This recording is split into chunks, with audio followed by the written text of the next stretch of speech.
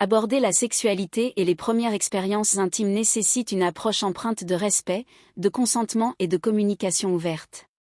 Voici un guide détaillé qui aborde ces aspects avec délicatesse et responsabilité.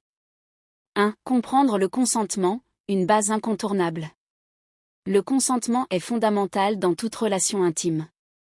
Il s'agit d'un accord clair, libre et enthousiaste entre deux personnes pour participer à une activité sexuelle.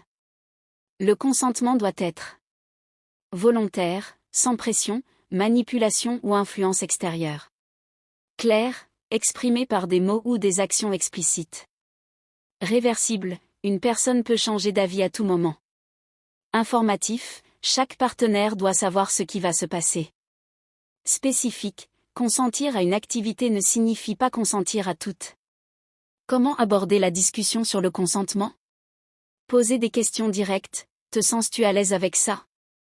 Être attentif aux signaux non-verbaux, si elle semble hésitante ou mal à l'aise, il est important de s'arrêter. Encourager l'honnêteté, créer un espace sûr où elle peut exprimer ses sentiments sans jugement. 2. Créer un environnement de confiance. La première expérience intime peut être stressante ou angoissante. Pour aider à créer un environnement sécurisant. Communication ouverte. Parlez de vos attentes, de vos peurs et de vos limites. Patience, ne jamais précipiter les choses. Le rythme doit être celui de la personne la moins à l'aise. Confort physique, assurez-vous que l'endroit soit accueillant, propre et tranquille. Affection et réconfort, un câlin ou un geste tendre peut aider à apaiser les tensions. 3. L'éducation sexuelle, mieux informée, mieux préparée. Avant toute expérience sexuelle, il est essentiel d'avoir des connaissances sur l'anatomie et la physiologie, comprendre le fonctionnement du corps de chacun. La santé sexuelle, utilisation de préservatifs, contraception et prévention des IST, infections sexuellement transmissibles. Le plaisir et la réponse sexuelle, s'informer sur ce qui procure du plaisir à soi et à l'autre, sans focaliser uniquement sur la pénétration. 4. La préparation émotionnelle et physique. Pour une première fois, la préparation émotionnelle est aussi importante que la préparation physique. S'assurer de la maturité émotionnelle, la personne doit se sentir prête émotionnellement, sans crainte ou doute persistant.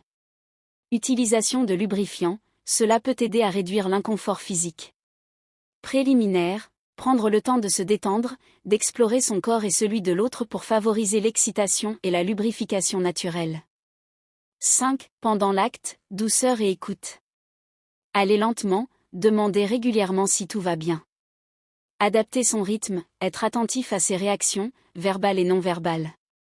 Faire des pauses si nécessaire, il est normal de s'arrêter ou de changer de direction si l'un des partenaires n'est pas à l'aise. 6. Après l'expérience, échanger et réconforter. Après une première expérience sexuelle, il est important de discuter de ce qui s'est passé, exprimer ses ressentis, qu'ils soient positifs ou négatifs. Rassurer et soutenir, si des émotions fortes émergent, être présent et à l'écoute.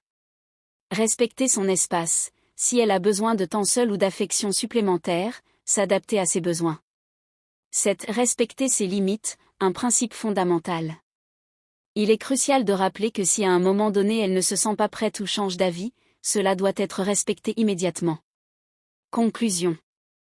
Le chemin vers une sexualité épanouie passe par la communication, le respect et le consentement mutuel. L'objectif n'est pas uniquement d'avoir une relation sexuelle, mais de vivre une expérience positive, sans pression ni inconfort.